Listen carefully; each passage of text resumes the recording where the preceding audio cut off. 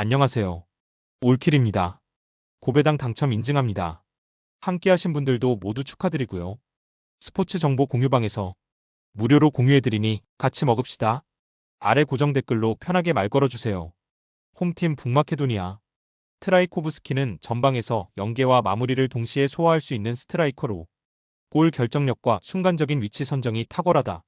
알리오스키는 측면에서 안으로 파고드는 인버티드 무브먼트를 통해 중앙 공간을 공략하며 트라이코브스키와의 연계로 위협적인 찬스를 꾸준히 만들어낸다. 바르디는 중원에서 킥 정확도를 앞세워 세트피스와 중거리 슈팅으로 득점 루트를 열어주는 핵심 자원이다. 북마케도니아는 전체적으로 좌우 윙백과 중앙의 유기적 연계를 통해 다양한 공격 전개를 시도하며 인사이드 침투 패턴에서 강점을 보인다. 원정팀 리히텐슈타인. 루케 노타로는 전방에서 성실한 압박을 가하지만 결정력과 제공권에서 차이가 뚜렷하다. 세글람은 중원에서 볼 배급을 시도하나 압박이 강해질 경우 탈압박 능력이 부족해 쉽게 공을 잃는다. 하슬러는 활동량은 많지만 세밀한 전개 능력이 떨어져 공격에서 영향력이 제한적이다. 리히텐슈타인은 3-5-2 전형을 유지하며 수비 숫자를 늘리지만 파이널 서드에서 공간 통제가 허술해 강팀의 인사이드 침투를 막아내기 어렵다. 북마케도니아는 알리오스키의 침투와 트라이코브스키의 마무리, 바르디의 세트피스 옵션까지 공격 루트가 다채롭다. 리히텐슈타인은 3백으로 수비를 두텁게 가져가도 파이널 서드에서 공간 통제력이 떨어져 결국 북마케도니아의 압박을 견디기 어렵다. 따라서 이번 경기는 북마케도니아가 전술적 디테일과 공격 집중력을 앞세워 무난히 승리를 가져갈 가능성이 높다. 홈팀 리투아니아 포메이션은 4-2-3-1이며 파울라우스카스는 전방에서 버티는 힘은 있으나 압박 상황에서 탈압박 능력이 떨어진다. 돌즈니코프는 이선에서 공격 전환을 시도하지만 템포를 살리지 못해 역습이 끊기는 장면이 잦다. 라시카스는 측면에서 돌파를 시도하나 상대 압박이 강할 경우 후방으로 물러서며 위협적인 장면이 줄어든다. 리투아니아는 기본적인 포백 구조에서 라인 간격 유지가 불안정하고 수비 전환이 늦어 상대 침투를 막아내기 힘든 전술적 약점을 안고 있다. 원정팀 네덜란드. 포메이션은 4-3-3이며 저스틴 클루이베르트는 좌측에서 빠른 돌파와 마무리 슈팅으로 상대 박스를 위협한다. 각포는 강력한 피니싱과 공간 활용 능력을 지녀 공격 루트를 다양화하며 상대 수비를 압박한다. 프랭키 데용은 메잘라 형태로 중앙에서 측면 공간을 향해 대각선 침투를 가져가며 전방 공격수에게 날카로운 어시스트를 공급한다. 네덜란드는 전방 압박과 빌드업 전환이 매끄러워 상대가 간격을 유지하지 못할 때마다 치명적인 찬스를 만들어낼 수 있다. 네덜란드는 프랭키 데용의 전개와 클루이베르트, 각포의 결정력으로 전술적 완성도를 보여줄 수 있다. 리투아니아는 포백 간격 유지와 압박 대응에서 약점을 드러내며 경기 내내 수세에 몰릴 가능성이 크다. 이번 경기는 네덜란드가 전술 개인 역량 모두에서 압도하며 승리를 완성할 시나리오다. 홈팀 튀르키의 아크티르콜루는 측면에서 빠른 드리블 돌파와 컷신으로 위협적인 장면을 만들지만 마무리의 정확성은 기복이 있다. 이을디즈는 중원에서 왕성한 활동량과 압박으로 균형을 잡지만 상대의 전술적 압박에 고전할 수 있다. 퀼러는 창의적인 패스와 슈팅을 모두 갖춘 자원으로 순간적으로 공격의 활로를 열 수 있으나 수비 가담에서의 집중력은 떨어진다. 튀르키예는 공격 전환 속도와 개인 기량에서 강점을 보이지만 수비 라인이 내려앉는 순간 조직력의 허점이 자주 드러난다. 원정팀 스페인. 알바로 모라타는 박스 안에서 위치 선정과 침투 타이밍이 뛰어나며 컷백 패스를 마무리하는 결정력이 강점이다. 니코 윌리엄스는 폭발적인 스피드와 하프 스페이스 침투로 상대 수비를 흔드는 핵심 자원이다. 미켈 메리노는 중원에서 플레이메이킹과 탈압박 능력으로 팀의 전개를 안정시킨다. 스페인은 4-3-3 전술 속에서 메리노와 페드리가 중심이 되어 좌우를 흔들며 윌리엄스의 속도와 모라타의 결정력을 극대화한다. 이런 세밀한 공격 패턴은 상대 수비가 라인을 내릴수록 더욱 날카롭게 작동할 가능성이 크다. 튀르키예는 아크티르콜루와 귤러를 앞세워 위협적인 장면을 만들겠지만 수비 라인의 허점이 발목을 잡을 수 있다. 스페인은 메리노와 페드리를 중심으로 측면 중앙을 유기적으로 연결하며 윌리엄스와 모라타가 득점을 완성할 준비가 되어 있다.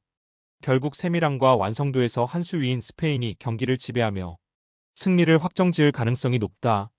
홈팀 벨기에 포메이션은 4-2-3-1이며 루카쿠는 문전에서 제공권과 피지컬을 앞세워 언제든 골망을 흔들 수 있다. 트로사르는 측면에서 빠른 드리블과 커트인 슈팅으로 상대 수비 라인을 흔드는 핵심 카드다. 데 브라이너는 정교한 킥 능력과 전진 패스로 경기 템포를 조율하며 세트피스 상황에서 날카로운 킥으로 직접 득점을 노릴 수 있다. 벨기에는 라인을 높여 압박을 가하며 상대 진영에서 지속적으로 파이널 서드를 점유할 가능성이 크다.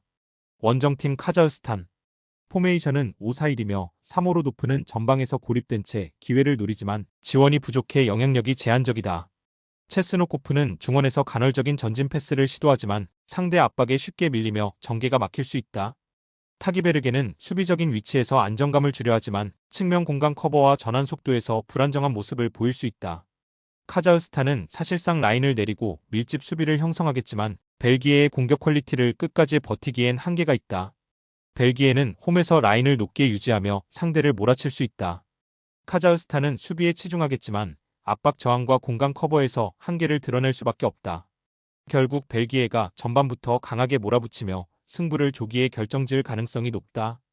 홈팀 독일 포메이션은 4-2-3-1이며 그나브리는 우측에서 폭발적인 스피드와 컷신 플레이로 상대 수비를 흔드는 핵심 카드다. 볼테마드는 최근 물오른 감각을 바탕으로 측면 돌파와 박스 안 침투에서 결정적인 움직임을 만들어내며 직접 득점까지 노릴 수 있다. 고레츠카는 중원에서 박스 투 박스 유형으로 활약하며 강한 피지컬과 전방 침투로 추가적인 득점 루트를 열어준다. 독일은 윙포워드와 풀백이 동시에 전방에 가담하면서 상대 진영 하프 스페이스를 집요하게 공략하는 공격 패턴이 특징이다.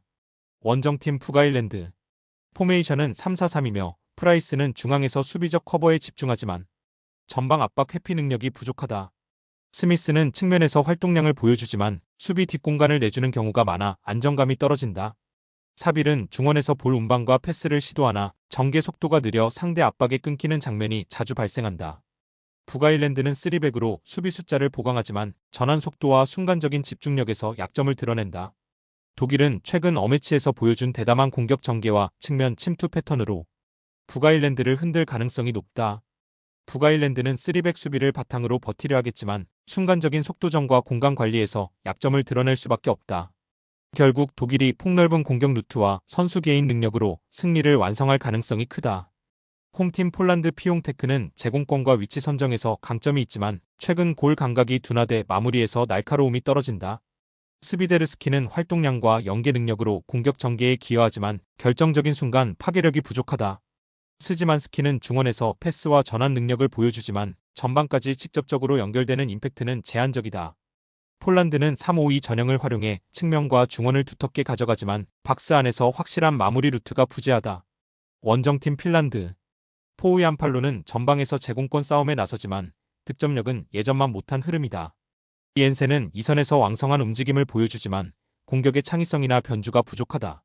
앤트맨은 빠른 침투와 활동량으로 위협을 주지만 팀 전술이 단조로워 고립될 가능성이 크다.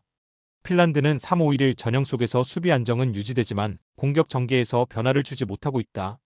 폴란드는 피용테크와 스비데르스키의 득점력이 살아나지 못하고 있고 핀란드 역시 전술적 단조로움 속에서 득점 루트가 막혀 있다. 결국 두 팀 모두 답답한 전개만 반복하며 공격이 무뎌지고 전후반 90분이 허무하게 소모될 가능성이 크다. 따라서 이번 경기는 무승부 시나리오가 가장 유력하다. 홈팀 룩셈부르크 포메이션은 5-3-2이며 로드리게스는 최전방에서 제공권과 침투 움직임으로 공격 기점을 만들지만 고립되는 경우가 잦다. 시나니는 측면과 중앙을 오가며 활로를 찾으려 하지만 상대 압박에 시도 자체가 무뎌지는 장면이 반복된다. 바에이루는 중원에서 수비적 커버와 빌드업 지원을 병행하나 빠른 템포의 전개를 감당하기에는 한계가 드러난다. 룩셈부르크는 포백과 미드필드 사이 간격이 쉽게 벌어지고 박스 주변에서 마크가 흔들리며 공간을 내주는 패턴이 많다. 특히 박스투박스 전개를 사용하는 팀들에게는 대응력이 부족해 뒷공간 노출이 잦은 약점을 보여왔다. 원정팀 슬로바키아 포메이션은 3-4-3이며 보제닉은 피지컬을 활용해 박스 안에서 버티며 결정적인 마무리 능력을 발휘한다. 투프타는 빠른 침투와 연계 능력으로 측면과 중앙을 동시에 공략하며 전방 압박에도 기여한다. 슈란츠는 전형적인 박스투박스 형태로 후방과 전방을 유기적으로 연결하며 결정적인 순간 전방으로 스며드는 움직임이 강점이다. 슬로바키아는 세밀한 전개와 후방 교체 카드 활용이 돋보이는 팀으로 교체 자원들이 투입되는 시점마다 경기 흐름을 뒤집는 장면을 자주 만들어낸다. 특히 중앙 장악력과 박스 안 마무리에서 경쟁력을 갖춘 만큼 전술적 상성에서도 확실히 우위를 점한다. 룩셈부르크는 홈 이점을 살리려 하겠지만 구조적 약점과 전술적 한계가 명확하다. 슬로바키아는 슈란츠의 전개와 보제닉 투프타의 마무리, 그리고 벤치 자원의 교체 카드 활용으로 경기 내내 우위를 이어갈 것이다. 이번 경기는 결국 슬로바키아가 전술 완성도와 운영 능력에서 차이를 보여주며 승리를 가져갈 가능성이 높다.